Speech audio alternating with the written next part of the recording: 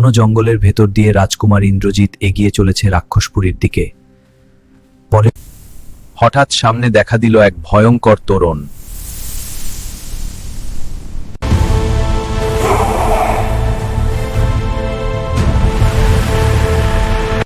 অদৃশ্য শত্রু, আগুনের চেয়েও দ্রুত পোড়ায়, সে কে? অহংকার আর ক্রোধ। লোভের মায়া তাকে ঘিরে ধরল। এটা মিথ্যা।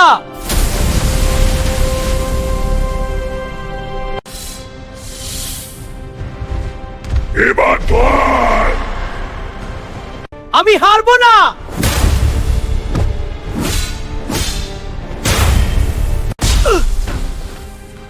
ওটাই তার প্রাণ ভোমরা।